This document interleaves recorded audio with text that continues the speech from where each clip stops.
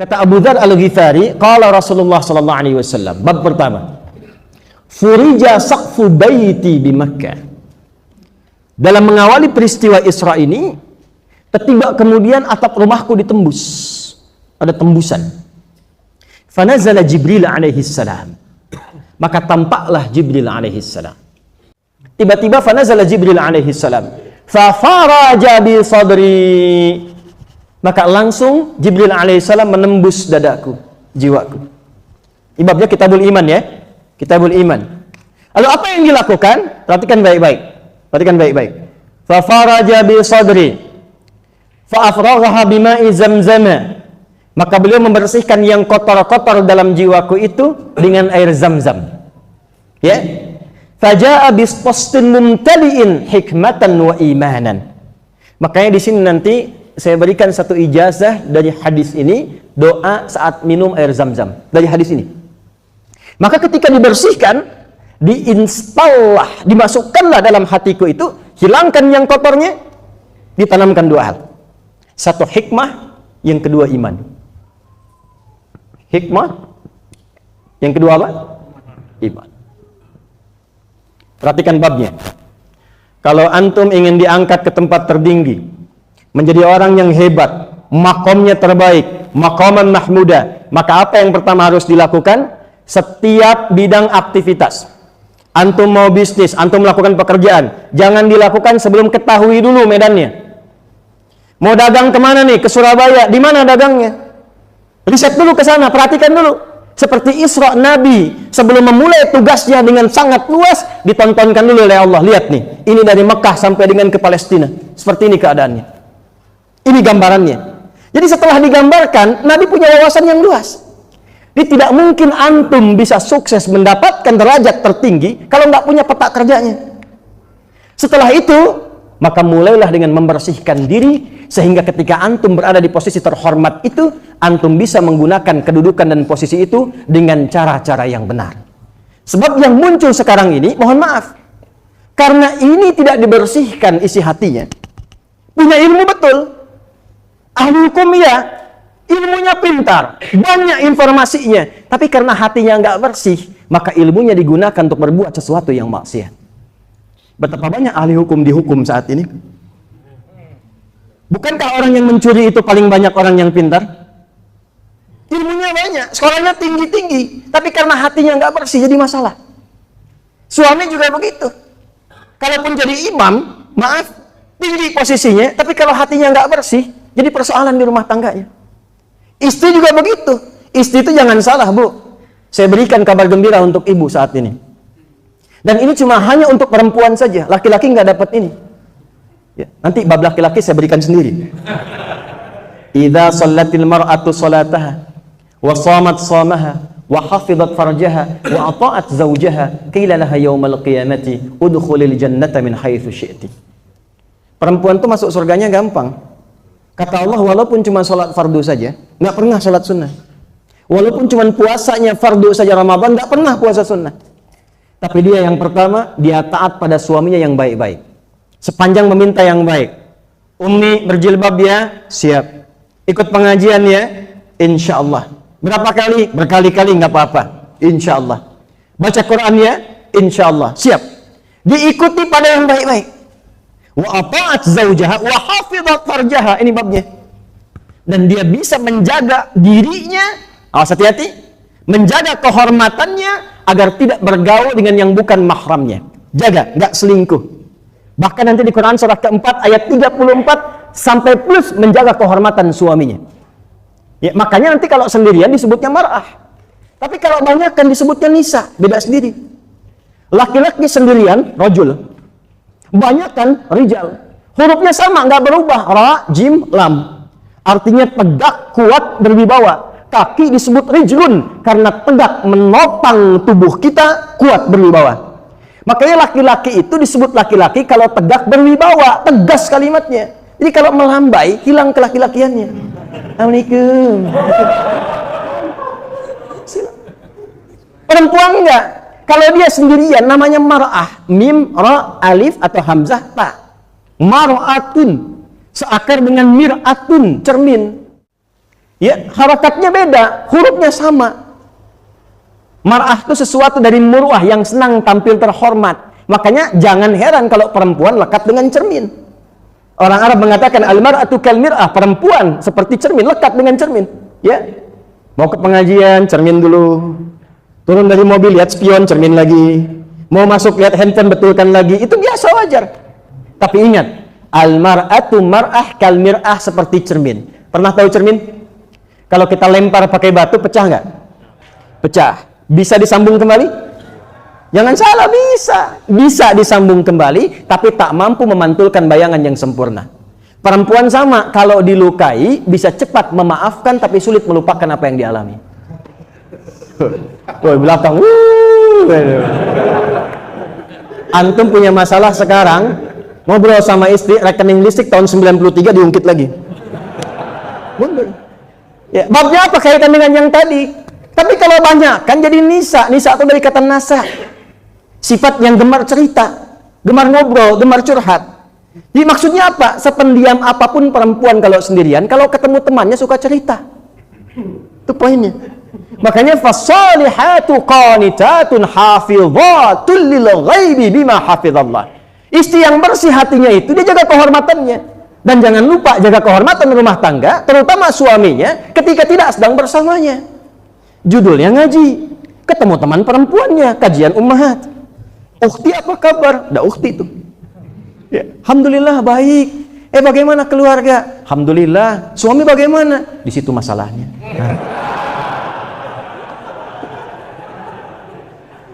Sekarang nggak pengajian dia bisa bikin status kan? Ya kan? Nggak nyangka ya jadi begini, nyangka tuh. Saya mau kembalikan ke sini. Maksud saya apa? Jika mampu membersihkan diri, itu istri itu punya status terhormat, perempuan itu terhormat. Kata Allah kalau dia mampu mengerjakan itu lewat Nabi Muhammad SAW, udkhulil jannata min haitsu syi'ti. Diperintahkan di yaumil hisab, sudah nggak usah lama-lama, cepat masuk surga dari pintu mana saja yang kamu inginkan. Dari pintu mana saja yang kamu inginkan. Jadi babnya ada, ditarik ke rumah tangga jadi hebat, ditarik ke pekerjaan jadi hebat, ditarik ke kedudukan jadi hebat. Karena itu tazkiyah, membersihkan diri, itu babnya yang kedua setelah ayat. Quran surah kedua ayat 151. Kama arsalna fikum rasulan minkum yatlu alaikum ayatina wa yuzakkikum. Mustahil jadi orang baik yang terhormat kalau tidak bening hatinya. Makom bisa ditempuh, tapi mahmudah belum tentu. Ya ingat, makom bisa, makom itu tempat terhormat. Tapi apakah mahmudah? Belum tentu. Karena Quran itu mengarahkan bukan cuma pada makom, maqaman mahmudah. Quran surah 17 ayat 79. Asa ayyab'atsaka rabbuka maqaman. 1. 2, hikmah. Agak cepat saya. 2 apa? Hikmah. Hikmah itu punya 2 arti. 1, kumpulan pengetahuan yang luas. Jadi kata Allah, kalau Anda mau terhormat, ya, terangkat pada kedudukan yang tinggi, perbanyak ilmunya. Ini mahasiswa-mahasiswa pelajar-pelajar nih, ya rata-rata masih muda-muda, masih belajar dekat-dekat kampus-kampus ini. Itu rumusnya jelas dalam hadis. Antum ngaji Isra Mi'raj, jangan cuma datang dengar cerita pulang. Apa prinsipnya? Kalau antum ingin terhormat, prestasi yang paling tinggi, rajinkan belajar. Perbanyak wawasan, baca yang banyak. Makanya banyak sekali sampai Al-Imam Al-Bukhari menempatkan ilmu setelah kitab iman. Kitab Bad'ul Wahyi, 97 topik. Kitab pertama Bad'ul Wahyi, kedua Kitabul Iman, ketiga Kitabul Ilmi. Itu saya keluarkan semua hadisnya, saya jadikan satu kitab namanya Al-Majmu', bekal Nabi bagi para penuntut ilmu. Demi Allah saya katakan, tidak ada yang belajar dari petunjuk itu kecuali setidaknya minimal meningkat kecerdasannya 3 kali lipat. Dan itu diatur kapan belajar, waktunya kapan mengulang, ya bagaimana caranya cepat mengingat sesuatu, sulit melupakan. Kan ingatan itu cuma 4 sifat, tapi kalau antum belajar bab ini, antum jadi yang kelima. Sifat pertama itu cepat hafal, lambat lupa. Yang kedua, cepat ingat, cepat hafal, cepat lupa. Yang ketiga, lambat ingat, lambat lupa. Yang keempat agak repot, lambat ingat, cepat lupa. Saya terangkan sekarang udah 1 jam lebih nih. Belum ingat, begitu mau pulang ingat, sampai depan lupa. Tapi yang kelima nggak begitu. Yang kelima itu, Allahu Akbar ya kawan. Yang kelima, cepat ingat, sulit lupa. Jadi mau lupa susah, bukan mau ingat, mau lupa susah. Biasanya kan utang itu ya. Utang. Ini ilmu. Saya pernah ngaji, saya terapkan itu. Dari sejak saya ngaji bab itu, saya terapkan di pengetahuan, sampai sekarang mau lupa susah. Saya ngaji pertama tajwid 97. Kitabnya Hidayatul Mustafid fi Ilmi Tajwid. Saya belum bisa bahasa Arab, tapi sampai sekarang nggak bisa lupa. At-tajwidu lughatan al-ityanu bil jayyid wa istilahan ilmun yurafu biha qawm nastaqum nastafati wal mududi wa ghairi dhalika katarqiqi wa tafhim wa nahwihima ma ghayatu ilmi at-tajwid ghayatu bulughun nihayati fi itqan lafdhil qur'ani alamatu luqyan min halat nabawiyyah sahiyyah wa qila ghayatuhu sawnul lisani anil khata'i fi kitabillah ta'ala. Belajarnya hari Rabu jam 2 siang, ditesnya kemudian jam 4. Sampai sekarang saya riset, saya mohon sama Allah, saya pelajari itu. Karena saya ingin tahu hukum tentang musik, perbandingan-perbandingan, saya pelajari sampai notasi. Sampai sekarang mau lupa susah. C, D, F, G, A, B, C, G, A, B, C, D, F, G, D, F, G, A, B, C, D, A, B, C, D, F, G, A, F, G, A, B, C, D, A, B, C, D, F, G, A, B, F, G, A, B, C, D, A, B, C, D, apa saya? Ya, tapi saya nggak bisa, main musik nggak bisa. Karena nggak biasa dan chemistry-nya beda dengan Quran. Tapi saya hafal itu. Ya, dibawa kemudian kemana? Ke dalam nazam bisa. Kan dalam ilmu bahasa Arab itu ada yang keempat disebut arud. Nahwu, kemudian saraf, balaghah, cabangnya 3, ma'ani, bayan, badi', kemudian arud. Arud itu 16 rumus lagi.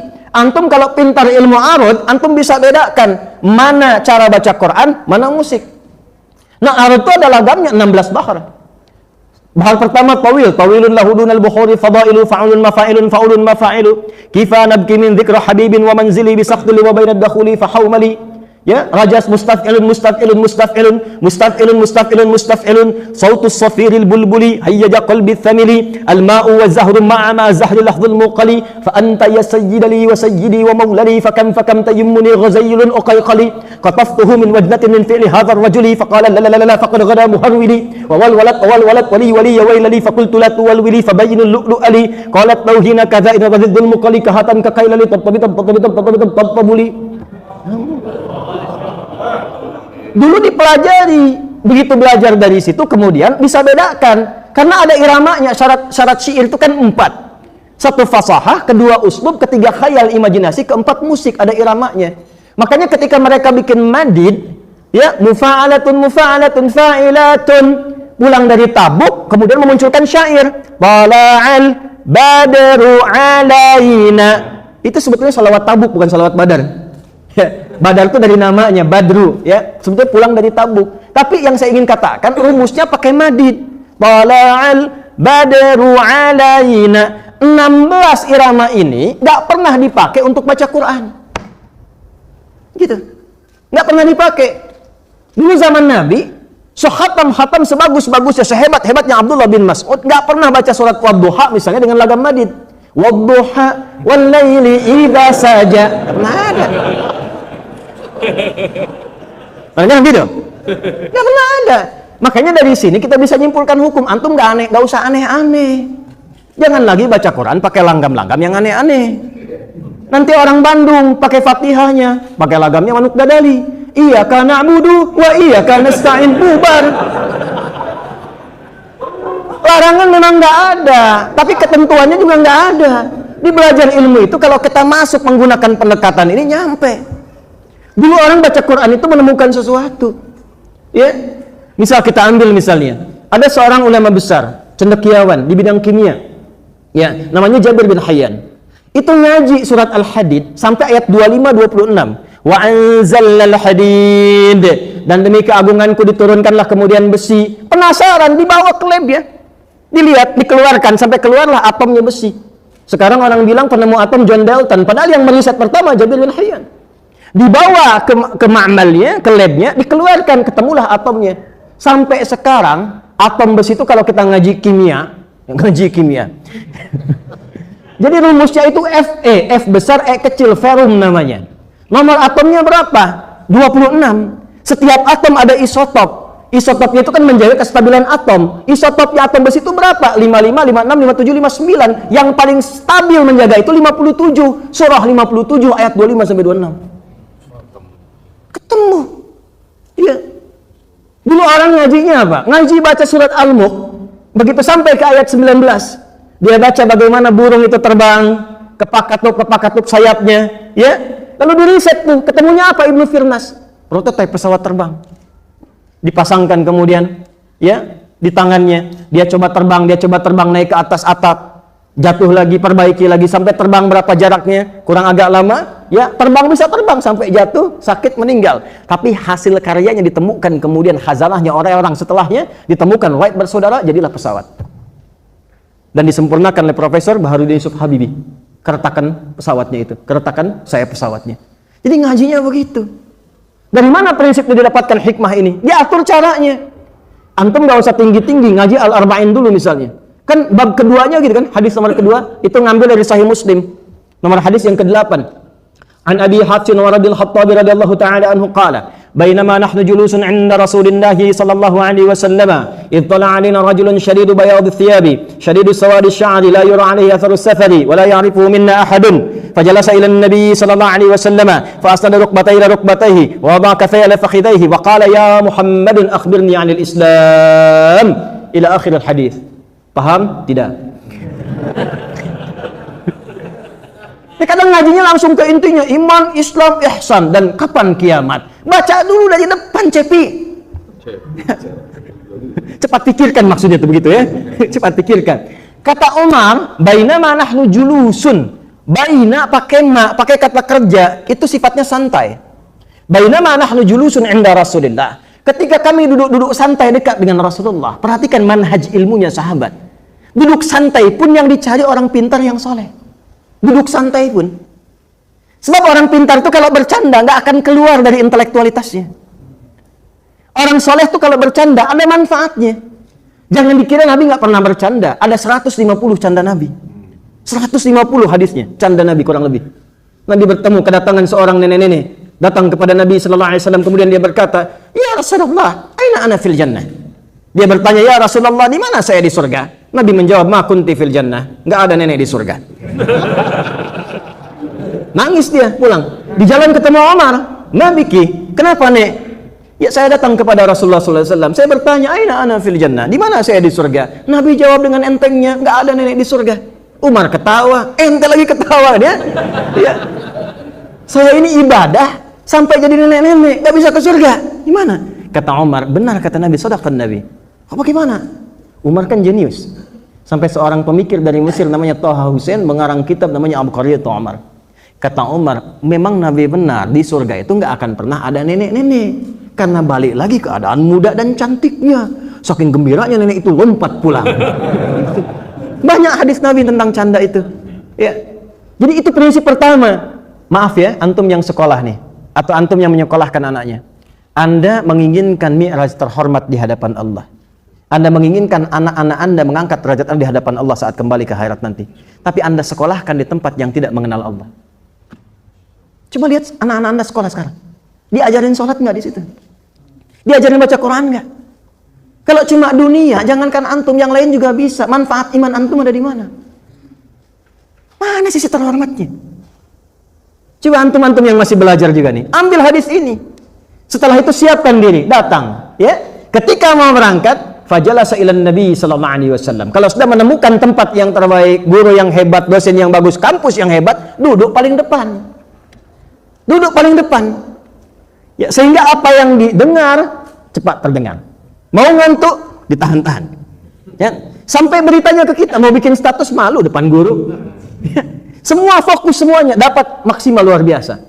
Dan bahagianya, maaf ya, saya meriset itu sampai saya beberapa keluar negeri saya perhatikan. Demi Allah saya katakan, nikmat jadi orang Indonesia. Nikmat. Kenapa? Karena Allah menciptakan tempat sekitaran kita dari alam dan sebagainya mendukung kita untuk mudah mempelajari apapun. Ini lidah kita nih. Lidah ini kan fungsinya mendukung, selain mengecap rasa, mendukung untuk bicara. Ini orang Indonesia mau belajar bahasa apapun bisa cepat dan sesuai penuturnya. Orang Cina, orang India belajar bahasa Inggris, dipraktekkan selancar apapun orang tahu, ini orang India. Set the money, India. Cina bahasa Arab ketahuan, Cina. Orang Indonesia bahasa Arab nggak kelihatan orangnya di telepon. Ya Ahmed, kaif halak? Dia nggak tahu itu orang Batu. Bahasa Inggris kayak orang Inggris. Hey John, where have you been? Dia nggak tahu itu orang Chicago, bukan Chicago. Jadi belajar apapun nyambung. Komastaka, mabuti, komastaka, savavie, bonjour, bahasa Prancis. Ya, watashiwa, Indonesiano, adides, bahasa Jepang. Ya. Kamu naso, baluasi, Bangladesh. Ya. Jadi mau belajar bahasa apapun kita tuh cepat. Dan yang paling luar biasa, ditanamkan kemampuan memahami sesuatu dengan cepat. Jangankan sab depan, kadang-kadang paling belakang aja, nggak pernah nanya, duduk, itu bisa nilainya tinggi. Indonesia tuh. Antum nggak percaya tuh mahasiswa tuh. Ada kan? Saya di Tripoli, kedatangan anak Afrika datang. Ya Syekh Hadi wallahi ajaban Indonesia. Syekh Hadi wallahi katanya, saya bingung orang Indonesia. Nabi, kenapa kamu? Saya bilang. Itu saya mau ujian, ngapalin 3 bulan. Begitu besok mau ujian, si Fulan, orang Indonesia, minjem catatan saya. Besoknya keluar nilai, saya 7,5, dia 8. Saya bilang, kamu belum tahu sistem SKS. Sistem kebut, kadang-kadang sejam. Tapi itu anugerah. Apalagi kalau antum duduk paling depan. Diambil manhaj Nabi ini, dipahami dengan baik. Ambil majhad tafaqquh Quran surah 9 ayat 122. Masuk dengan keluar mesti beda. Jangan tinggalkan kelas sampai dengan paham. Masuk tuh belum paham, jangan sampai keluar pun belum paham juga. Itulah Mi'raj. Itulah Isra. Datang, kurikulumnya keluarkan, tingkat tertinggi hikmah. Yang kedua, ketika ilmunya sudah luas, bersikaplah bijak. Ya, al-isabatu fil aqwal wal af'al wa wad'u kulli syai'in fi mahallihi. Kesesuaian antara perkataan, perbuatan, dan menempatkan sesuatu tepat pada tempatnya. Bijak. Semakin banyak ilmu, semakin luas wawasan, semakin bijak. Bapak Ibu masih ingat gak? Oleh-oleh terbesar dalam Isra Mi'raj itu apa? Salat kan? Coba perhatikan salat. Salat itu ibadah yang sangat unik. Pokok dan unik. Dan ini nanti yang mengantarkan kepada maqamah mahmudah. Dari salat. Dan itu suratnya di Al-Isra. Surat Al-Isra, surah 17, ayat 78 sampai 80. Aqimis salata liduluki syamsi ila ghasaqil laili wa Qur'an al-fajr. 5 waktu. Inna Qur'an al-fajr kana mashhuda. Yang 5 waktu. Wa minal laili fatahajjad bihi nafilatan lak.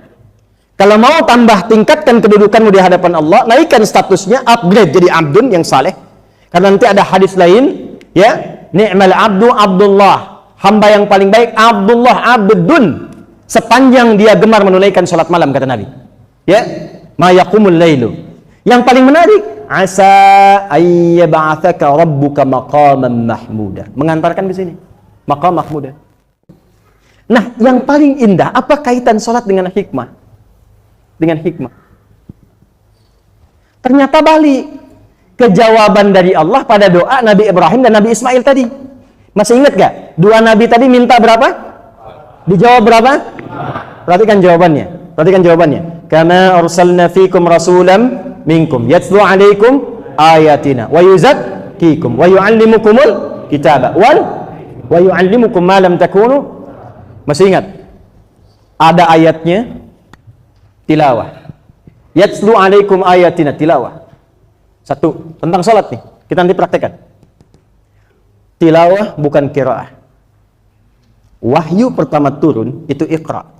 Dari kata qiraah. Iqra bismi rabbikal ladzi. Iqra itu baca, tidak menuntut pemahaman. Asalnya itu. Antum baca aja, mau paham mau tidak yang penting baca. Tapi kalau tilawah, baca, pahami yang dibaca itu. Amalkan apa yang telah dipahami itu. Itu tilawah. Makanya kalau ada orang ngaji cuman baca disebutnya qori kan? Tapi supaya antum paham, di sampingnya ada yang menerjemahkan kan? Ingat ya? Siapa namanya itu? Sari tilawah. Supaya kita paham, mengerti maknanya ini. Tapi mungkin yang pertama menerjemahkan dari Malang namanya Busari. Makanya disebut sari tilawah. Kalau edit tilawah, gitu ya. Nah, sari itu sebenarnya nggak ada. Yang ada tuh tilawah saja. Tapi nggak apa-apa, mungkin pertama kali menerjemahkan busa. Makanya sari tilawah. Nah, yang ingin saya katakan, ketika masuk perintah sholat, itu nggak pakai ikra. Pakainya tilawah, kata perintahnya utslu. Buka Quran surah ke-29 ayat 45. Utslu ma uhiya ilaika minal kitab wa aqimis sholat. Sebelum Anda sholat, kata Allah, baca, pelajari dulu, pahami dulu apa yang akan dibaca dan dilakukan dalam sholat supaya kamu lebih khusyuk dalam sholat. Ini problemnya. Banyak sekarang orang menunaikan sholat tapi tak mengerti apa yang dibaca dan dilakukan dalam sholatnya. Tunjuk diri kita, jangan tunjuk orang lain. Dari ribuan kali ruku dan sujud sampai dengan detik ini, berapa persen bacaan sholat yang dipahami? Bagaimana bisa khusyuk kalau nggak paham? Sementara semua bacaan dan gerakan sholat itu ada maknanya. Makna itu yang disebut dengan hikmah. Jadi kalau kita mengerti bacaan dan gerakannya, dipakai dalam sholat, maka fungsi sholat yang pertama kali hadir itu muncul. Apa itu? Tazkiyah. Wa yuzakkikum. Apa fungsinya? Innas sholata tanha anil fahsya wal munkar. Itulah tazkiyah. Itulah kembali ke hadis tadi, pembersihan diri. Itu sholatnya kalau pakai tilawah, dalilnya dipakai, hadiahnya Isra Mi'raj. Lisannya Allahu Akbar, Allah yang Maha Akbar. Tapi kadang-kadang begitu takbir Allahu Akbar, lisannya Allahu Akbar, tapi perilakunya handphone Akbar. Allahu Akbar, tang ting tung ting tang ting tung tang ting tung. Maaf ya, sedang sholat. Di Mekah kan kadang begitu ya. Ya, Allahu Akbar. Tin. Sorry brother, I'm praying. Maaf kawan, saya sedang sholat gitu. Dikalahkan. Allahu Akbar, tapi jemuran Hu Akbar. Update status Hu Akbar. Proyek Hu Akbar. Yang kadang-kadang tega membatalkan sholatnya untuk kepentingan dunia. Ya, jadi kalau yang begitu, setan cuma niup doang batal. Dan celakanya, ada setan menggoda orang sholat, khusus itu. Nanti lain waktu kalau ke Malang, catat saja ya, insya Allah kita belajar fikih setan. Belum pernah ada kan? Belum pernah ada. Ada 9 tuh, waspadalah. 9 jenis setan. Jangan dikira masjid aman, ada setannya masjid. Ada setannya. Dan setan masjid khusus menggoda DKM. Ingat itu? Ingat. Jadi kalau belum dibangun, mau bangun cepat, semua kompak, udah jadi bisa ribut. Karena setannya jenius, kalau yang digoda jamaah hilang satu, datang yang lain. Tapi kalau ada DKM yang dipecah, orang malas datang. Kenapa nggak ke masjid itu? Ada DKM-nya aja ribut. Itu setan masjid. Dan dia itu dinasnya double. Ya. Dan memastikan menggoda orang yang sholat, namanya khanzab. Jadi kata Nabi, kalau Anda itu belum sholat, baru berdiri begini, fokus seperti ini, berdiri, itu kita bisa nggak ingat apa-apa, mau sholat aja. Tapi kata Nabi, begitu Anda bertakbir, wa idza kabbara kama qala Rasulullah, begitu Anda takbir Allahu Akbar, baru dia bertugas. Fayaqulu syaitanu, maka khanzab berkata, udhkur kadza. Ingat ini ya, ingat itu. Makanya saat antum mulai takbir begini, baru antum bisa ingat apapun yang tidak ingin antum ingat. Itu pasti benar. Karena bahasa Nabi, antum kalau masih begini nggak akan ingat apa-apa, pasrah. Tapi begitu begini Allahu Akbar, setan nginput langsung. Sendal tadi aman nggak? Parkiran awas tuh, dia. Itu baru takbir itu. Hatta la yash'ural musalli kam raka'atan yusalli. Sampai ada yang tidak sadar berapa rakaat sedang menunaikan salatnya. Itu bahasa Nabi. Ya. Kalau nggak percaya nanti subuh kejadian tuh. Ntar antum subuh tuh ya, baru takbir, antum akan ingat ceramah saya ini. Hati-hati, setan mulai menggoda. Itu setan. Itu setan. Nah ini bab 1. Jadi kalau kita ngambil oleh-olehnya salat, menerapkan ke rumusnya, mengangkat ke tingginya, dalilnya ada semua. Qurannya ada, hadisnya ada. Makanya dulu yang dilatih oleh Nabi, petunjuk dari Allah sebelum hijrah, bukan puasa, bukan zakat, bukan haji, sholat dulu. Ini 1. Yang kedua, perhatikan pendidikannya. Mengapa dikuatkan pakai iman? Karena ketika iman ini terinstal dalam tubuh, dia akan memancarkan cahaya yang membimbing bagian tubuh kita keseluruhannya untuk beraktivitas.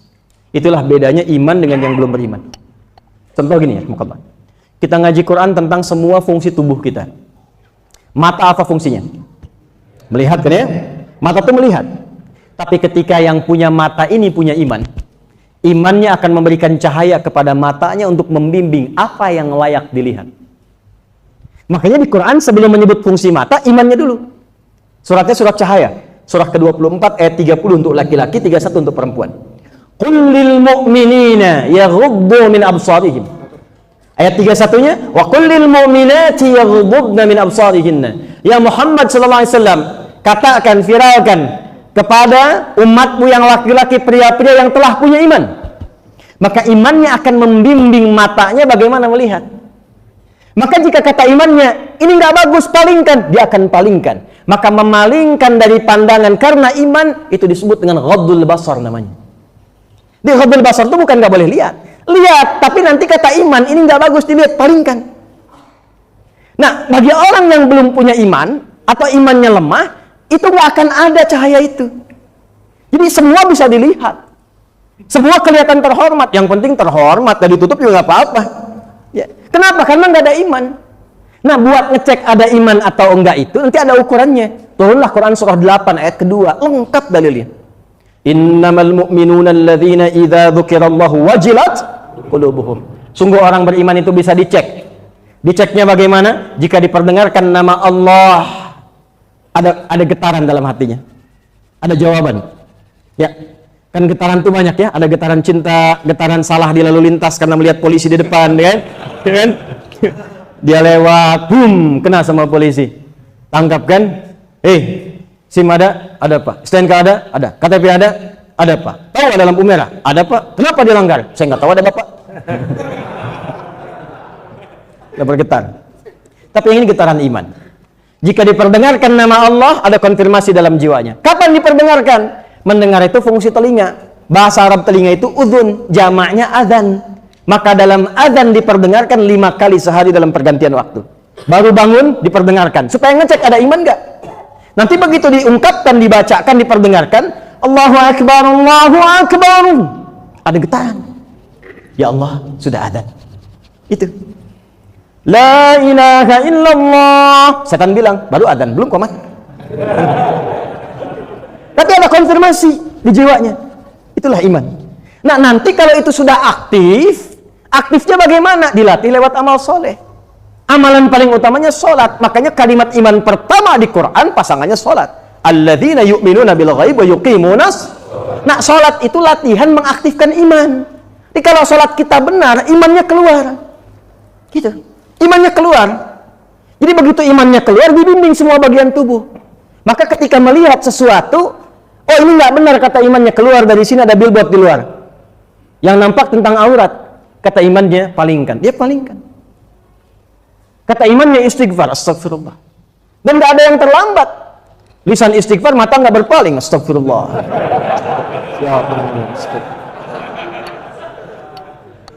Lisan itu pasti baik, karena lisan itu ketika disebutkan imannya dulu. Quran surah 49 ayat 11 sampai 12. Ya ayyuhalladzina amanu la yasraqu minkum. Iman dulu, jangan saling mencela. Maka orang beriman nggak akan mencela. Antum ngaji di mana? Antum ngaji di mana? Ada perbedaan yang antum nilai wajar, sudah berbeda nggak ada masalah. Tapi mencela itu ada masalah. Ya, kalau berbeda, kenapa harus saling mencela? Antum ngaji Quran, antum ngaji hadis, ngaji sunnah. Di Quran mengatakan bersatu, jaga dengan baik, jangan mencela. Antum pulang bisa mencela. Quran mana yang antum pelajari? Kalau beda, ditunjukkan. Kalau yang pokok diluruskan, kalau yang furu ditoleransi. Nanti kita tunjukkan dalam bab sholat. Ya. Nah, kembali ke situ lisan. Karena ini nanti akan fatal. Ada orang sudah seharusnya masuk ke dalam surga, tapi punya persoalan karena nggak optimal menerapkan ini. Di hadis Muslim, kata Nabi, ya'til yaumal qiyamati bis salatin wa siyamin wa zakatin. Di hari kiamat dia pulang, salatnya rajin, zakatnya rajin, puasanya rajin. Tapi sayang, qad syatama hadza, dia mencela si fulan. Wa kadzafa hadza, menuduh si fulan. Wa daraba hadza, senang berselisih. Wa safaka dama hadza, ada yang bahkan menumpahkan darah menyebut nama Allah di dalamnya. Maka timbangannya begini, tu'khadhu hadza min hasanati wa hadza min hasanati. Kalau ada orang sholat mencela orang lain, diambil pahala sholatnya, diberikan, ditransfer kepada yang dicela itu. Fa in faniyat hasanatu, kalau habis kebaikannya, diambil dosa orang yang dicela itu, ditimpakan kepadanya, fatuliha finnar. Dilemparkan ke neraka dulu, dibersihkan dulu. Ini bab kaitannya ini teman-teman, ikhwan. Iman. Jadi kalau benar salatnya, iman aktif cahayanya. Dibimbing bagian tubuh kita. Makanya kalau antum lihat sesuatu kan, antum buka YouTube nih, mau ngaji. Iklannya nggak betul, langsung antum hilangkan kan? Pindah kan? Itulah iman. Jadi kalau di luar itu melihat sembarangan, nggak ada skipnya, tampilannya terbuka, karena nggak ada iman. Wajar. Karena nggak ada iman. Makanya ukurannya, standarnya standar kehormatan dari budaya. Kita standarnya iman. Jelas sampai sini? Halo? Jelas? Oke. Teruskan. Pelajaran pertama. Hikmah dan iman. Jadi sepulang Isra Mi'raj, sepulang kajian, kita tetap punya semangat untuk menggapai posisi tertinggi dan kita mulai semua dengan mendekat kepada Allah. Maaf. Di rumah tangga. Pengen rumah tangga samara? Gini ya? Samara itu kan sakinah, mawaddah dan rahmah. Yang punya sakinah siapa? Yang punya mawaddah? Yang punya rahmah siapa? Yang punya rizki siapa? Antum pengen itu semua, antum jauh dari Allah. Bagaimana mendapatinya? Maka itulah kenapa bab sholat dimulai dari awal. Betapa banyak persoalan yang sebetulnya sangat sederhana menjadi kompleks dan sulit diselesaikan karena selalu meninggikan pengetahuan dan jabatan. Tapi tidak sedikit masalah besar itu hilang karena dihamparkan di atas sajadah dalam menunaikan sholat mendekat kepada Allah. Makanya suratnya surat At-Tolak, tapi isinya tentang takwa. Wa may yattaqillaha yaj'al lahu wa yarzuqhu min haitsu la.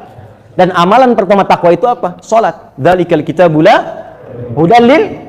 Siapa muttaqin di situ? Alladzina yu'minuna bil ghaib wa yuqimunas. 1. 2. Salat itu satu-satunya amalan dalam Islam yang banyak ikhtilafnya. Banyak ikhtilafnya. Contoh. Mohon izin, mohon maaf. Saya ambil dulu misalnya dari takbir. Takbir itu sudah ikhtilaf. Sudah ada ragam perbedaan. Ada yang di sini sejajar dengan bahu. Ada yang di sini sejajar dengan daun telinga. Kemudian mengucapkan Allahu Akbar, iftitah. Iftitah sudah ikhtilaf. Ada yang Allahu Akbar kabira, ada yang wajjahtu, ada yang Allahumma ba'id. Ya? Kemudian Fatihah. Fatihah juga ada riwayatnya. Ada yang Malik Yaumiddin baca panjang, Malik Yaumiddin. Ada yang baca pendek, qaulul warash, Malik Yaumiddin. Ihdinas siratal mustaqim, 3 riwayat ikhtilaf. Ada yang pakai shad, ya hafaz dari Asim, ihdinas siratal mustaqim. Ada yang pakai sin, qaulun warash dari Nafi', ihdinas siratal mustaqim. Ada yang pakai zai, ihdinas siratal mustaqim. Tuh. Ya, alaihim, ada yang pakai alaihum, ada yang pakai alaihimu. Udah ikhtilaf. Ya. Tapi Masya Allah, apa yang diajarkan dari semuanya ini?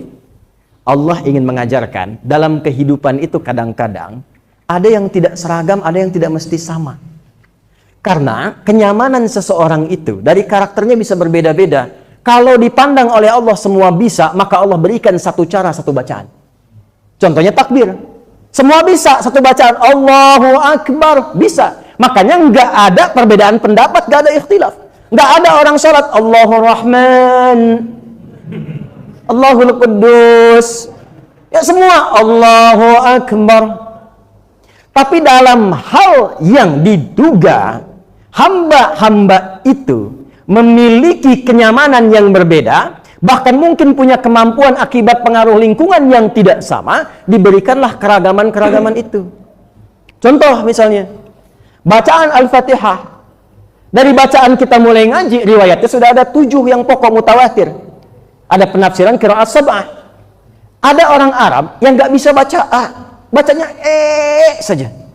Sekarang Palestina, Syria, wilayah Irak ke sana itu pakai Kaifa haluk, kaifa halik? Madrasah, ana, ani, anta, inti. Mungkin Betawi ke sana nasabnya, deh. Itu antum mau paksa-paksa dari E ke A sampai kiamat kurang 2 hari, susah. Karena pengaruh topografi lingkungannya membentuk dia mengucapkannya jadi E. Ya sama di sini, sepeda. Main ke Medan, sepeda. Ya, barangnya kan sama, cara bacanya beda. Karena pengaruh lingkungan membentuk lidah dia bertutur. Maka turunlah riwayat menggunakan E selain A. Wadduha wallaili idza saja ma wadda'aka rabbuka wa ma qala walal akhiratu khairul laka minal ula wadduha wal laili idza saja ma wadda'aka rabbuka wa ma qala walal akhiratu khairul laka minal ula. Antum bisa senyum ketawa, saya baca di tempat lain wadduha dia ketawa tuh. Ini nggak biasa ya, sebelum Nabi lahir sudah ada yang begitu tuh. Kuat dia tuh kan, beda kecepatan cahaya dengan suara kan. Hanya paling depan sini ya, lambdanya pas, panjang gelombang bisa dijangkau, frekuensi nyampe gitu. Yang belajar fisika tuh balik lagi, ada yang bisa sin, ada yang nggak bisa sod, nggak bisa dipaksa. Saya di Libya dulu, saya diangkat jadi amin khutbah, ketua majlis dewan khatib, jadi bisa menentukan siapa yang mau naik khutbah, siapa yang tidak. Itu satu kali guru kami cerita, itu ada murid saya dua-duanya hafal Quran, cuman ngajinya beda, yang satu pakai riwayat qalun pakai sin, satu hafaz pakai sod. Dua-duanya ketemu tuh, karena nggak pernah belajar satu dengan yang lain, merasa dia yang paling benar. Yang sod bilang yang benar pakai sod, ihdinas siratal mustaqim. Yang sin yang benar pakai sin. Datanglah kepada syekhnya, syekhnya bijak sekali. Syekh, mana yang benar di antara kami? Kata syekhnya, ya bunai iqra, kamu baca. Ihdinas siratal mustaqim pakai sod, hasbuk. Ya bunai anta iqra. Baca satunya lagi, ihdinas siratal mustaqim pakai sin, hasbuk. Kalian berdua salah, yang benar ihdinas siratal mustaqim ezai. Ya, gurunya ingin mengatakan boleh jadi ada sebagian orang lisannya sulit mengucapkan sin dan sod, dia pakai zai. Dalam sholat kita dapatkan itu. Nanti ada yang sesuai peristiwa, bismillah misalnya, bismillah itu kurang lebih 70 hadis. Caranya ada 4 bacanya. Bisa dijaharkan, bismillahirrahmanirrahim. Bisa silent. Ya, bismillahirrahmanirrahim. Nah, kalau silent itu sir, jangan dibunyikan. Ini sudah silent tapi dipepetin ke mic. Bismillahirrahmanirrahim. Nah, itu jahar namanya. Jahar itu kedengaran orang. Kalau silent ya kita aja yang dengar. Ya. Di Masjidil Haram tuh karena memang peka mic-nya. Walaupun bilang bismillahirrahmanirrahim, kadang kedengaran karena peka. Ya, ini kan nggak peka bismillahirrahmanirrahim. Itu jahar namanya. Ya. Yang ketiga nggak dibaca sama sekali, langsung alhamdulillahi rabbil alamin. Yang keempat, baca rakaat pertama dengan jahar, selanjutnya tidak dibaca sama sekali. Itu yang pernah dipraktikkan Imam Sudes saat ngimamin Jumatan di sini. Keempat, subuh rakaat pertama dijaharkan bismillahirrahmanirrahim. Rakaat kedua, alhamdulillahi rabbil alamin. 4 cara. Itu namanya manhaj, at-tariqul wadih. Semua dalil yang ada dari Nabi. Tapi ketika antum praktekkan, kan antum nggak mungkin milih keempat-empatnya. Saya tuh sedang semangat belajar sunnah, pengen yang paling sunnah. Jadi imam di masjid ini, dia praktekkan keempat-empatnya. Bismillahirrahmanirrahim. Nggak dibaca sama sekali. Nah, ketika antum memilih salah satu, itu disebut dengan madhab. Singkatan dari madhaba ilaihi. Apa yang cenderung dipilih, apa yang cenderung diambil, disingkat jadi madhab. Jadi sebetulnya nggak ada hubungan dengan NU dan Muhammadiyah.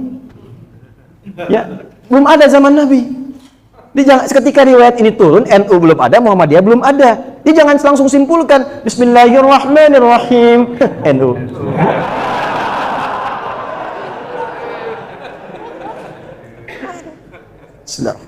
Alhamdulillahi rabbil alamin. Muhammadiyah. Saya 2010 itu tugas di Mekah, nyambut rombongan jemaah haji pertama. Pas Isya, imam saya Sudes, sana kan Hambali, basmalahnya silent. Begitu mulai dibaca, dia silent terus. Alhamdulillahi rabbil alamin. Itu komen pertama jemaah samping saya, persis. Iki imamnya Muhammadiyah loh.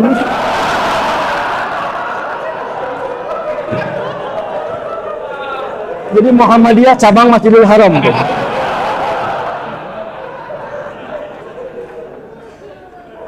Jadi kalau begini kita ngajinya, kita paham, sholat mengajarkan toleransi. Ilmu luas, jadi kita ngerti. Kunut dalilnya ini. Oh, iya.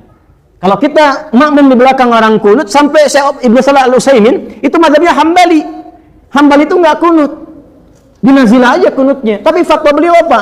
Kalau engkau bermakmum di belakang imam yang kunut, engkau aminkan, ikut kunut. Ikut kunut itu. Jadi bukan imamnya kunut, Allahumma hdina fiman hadait, bid'ah. Amin. Amin. Antum jadi imam, imamnya nggak kunut, di belakang nggak usah sujud sahwi. Kan ikut imam. Innama ju'ilal imamu liyutamma bihi. Fa qira'atul imam qira'atul ma'mum. Dijadikan imam itu untuk diikuti, semua tercover oleh imam. Babnya ada. Itu bukan talfik namanya. Karena ikut imam. Kalau kita paham, dan imam pun nggak sembarangan. Jadi imam ada kualifikasinya.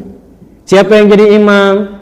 Imam tuh ketika akan sholat nengok dulu ke belakang, ada fikihnya. Itu nengok dulu bukan formalitas, cuma nengok ke belakang. Istau, makmum jawab, sudah tahu.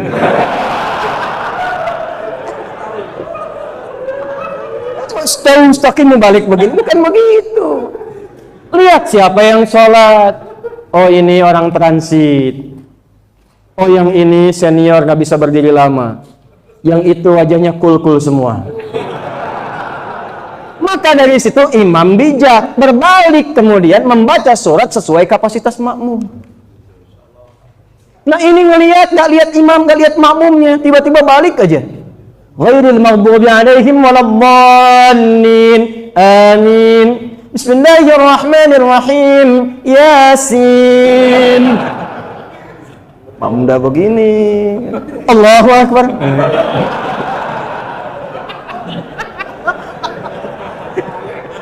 Itu kejadian saya nyata. Saya masuk pertama pesantren 97, masuk pertama kali pesantren. Imamnya kelas 6, tingkat paling tinggi. Jadi begitu tarawih, santri baru datang, imam tingkat tinggi paling akhir kelas 6. Begitu ngimamin waladdallin amin yasin. Waduh, saya bilang panjang nih. Allahu Akbar. Aduh. Ya begitu. Imam ikutin imam. Tapi imam juga nggak selamanya benar. Kalau bersih hati imamnya, imam bisa bijak. Coba lihat, ada yang belum rapat safnya, ya kan? Kalau hikmah itu ada, hatinya bening, ajakannya gampang. Pak, mohon izin bisa dirapatkan, ya kan? Wah, terserah saya lah.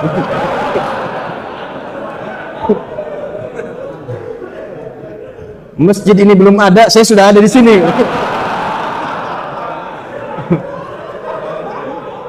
Nggak apa-apa yang begitu. Oh, alhamdulillah, mohon maaf Pak kalau salah. Ya kalau Pak memang pengen renggang begitu, nggak ada rapat-rapatnya, Bapak yang imam, saya yang makmum. Kan imam nggak merapatkan saf, ya kan? Ya dulu saya datang pertama dari Tripoli ke Jakarta, itu masuk saya bimbing pesantren, di situ ada komunitas, itu mantan pimpinan-pimpinan bos-bos semua tuh. Karena ada syndrome of power, di perusahaannya jadi pimpinan, di masjid pengen jadi imam. Bacaan nggak pas. Saya sampaikan pertama begini, Pak, jadi imam itu ada kualifikasi, bacaan mesti benar, jawabannya bagus. Justru Ustadz, dengan jadi imam itu bacaan kita bisa dibenarkan, katanya. Wah, ini repot nih. Maka pakai fikih dakwah. Bagus Pak, bagus. Bagus, boleh Pak. Saya sepakat Bapak jadi imam, sambil kita benarkan, sambil jadi imam. Jadi sambil Bapak dibenarkan, Bapak imamnya spesial zuhur dan asar dulu. Nanti saya khususkan santri untuk bimbing Bapak. Ya, bimbing Bapak. Jadi maghrib sama isya subuh biar saya dan santri dulu. Sepakat Pak? Sepakat. Yang penting nggak menurunkan statusnya sebagai imam. Tapi imamnya zuhur dan nggak bunyi. Nggak bunyi. Jadi begitu dia dengar maghribnya bagus, isyanya bagus, bacaannya subuhnya bagus, sudah mulai bagus bacaan, kita tawari, Pak monggo imam. Oh sudah, yang ini saya sudah bagus. Masuk. Tapi imam nggak selamanya benar. Dan imam pun kalau benih, hatinya itu bersih, bagus, ini dipakai hikmah Islam Mi'rajnya, ditegur makmum nggak usah marah. Ya. Wa haitsu ma kuntum fawallu wujuhakum syatrah wa innahu lal haqqu min rabbi subhanallah. Hah? Wa haitsu ma kuntum fawallu wujuhakum syatrah. Subhanallah. Belakang kan? Dan negurnya tuh halus. Bukan salah ya.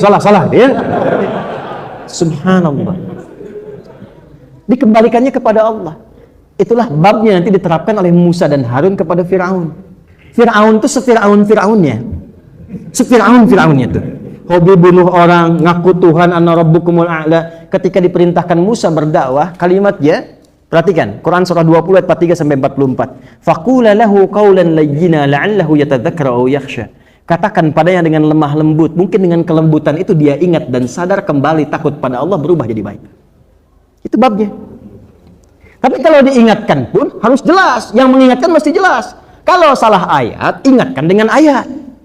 Sehingga tidak terjadi. Kemarin saya dapat cerita dari Prof. Mukti, ada satu beliau sampaikan. Jadi ada orang baca Al-Baqarah, ya.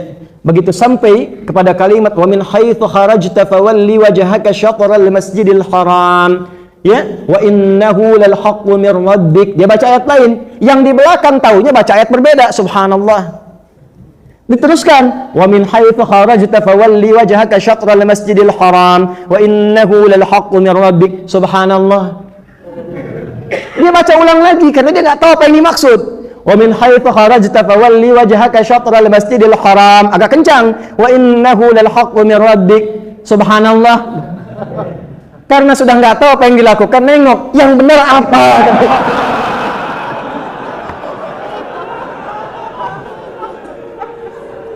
Ya, jadi makmum pun kalau mau luruskan imam itu, ada yang beda pendapat, mesti jelas juga.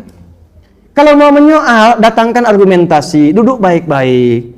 Jangan cuma karena berbeda, belum kenal, sudah berpisah. Assalamualaikum akhi, bid'ah. Gimana? Beda boleh, tapi jangan sampai perbedaan itu menghalangi kita minum teh bersama. Asik dia soalnya.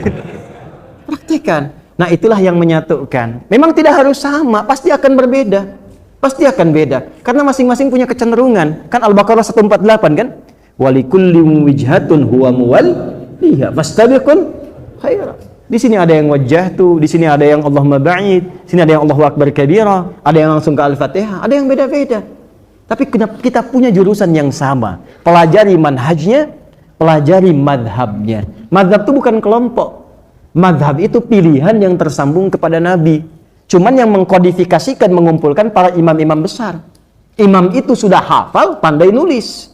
Yang imam banyak, dulu menghafal. Cuman semakin dekat kiamat, semakin banyak yang lupa hafalan. Nah, yang dekat-dekat kiamat tuh, banyak yang lupa dong. Ya. Jadi ini gurauan saja. Maksudnya apa? Ada 4 bintang di zamannya. 150 Hijrah meninggalnya Imam Abu Hanifah An-Nu'man. Datang Imam Malik lahir tahun 93 atau 94 Hijrah. Imam Syafi'i 150 Hijrah. Imam Abu Hanifah meninggal, Imam Syafi'i lahir. Imam Ahmad bin Hanbal 163 atau 94 Hijrah. Itu 4 imam ini di luar yang lainnya, itu yang hafalannya sangat kuat dan menuliskan semua sumber referensi. Jadi dituliskan. Makanya hasil tulisan itu nyampe ke kita sekarang. Makanya kita mau belajar apapun pasti nyambungnya lewat situ. Antum mau belajar bab apa, nyambungnya ke situ nanti. Ya, makanya satu jalur yang kita pelajari, jalurnya itu semua dari Nabi ujungnya. Imam Syafi'i tahu 4 bacaan bismillah itu. Tapi kalau beliau pengen pakai dalam sholat, kan harus pilih satu. Beliau pilih yang jahar. Bismillahirrahmanirrahim. Pilih. Imam Malik gurunya nggak baca sama sekali. Imam Abu Hanifah nggak baca sama sekali. Imam Ahmad bin Hanbal ditengahi oleh beliau. Beliau senang yang tengah-tengah. Yang ini jahar, yang itu nggak baca. Saya pilih yang silent. Sebab kalau nggak ada yang ini, nggak akan orang kenal dengan riwayatnya. Jadi itu cara memahaminya demikian. Kalau kita insya Allah sudah seperti itu, kompak kita insya Allah. Ya, jamaahnya hidup insya Allah. Dan hikmah Isra Mi'rajnya pasca Isra Mi'raj, semangat itu mengantarkan kita pada awal langkah tempat tertinggi dengan hati yang bersih. Maka dari hati yang bersih itulah sofa muncul menuju kepada marwah. Kalau sudah dapat marwah di posisi yang tinggi, tinggal kita memohon, maka disitulah berkah dan rahmat diturunkan oleh Allah Subhanahu wa Ta'ala.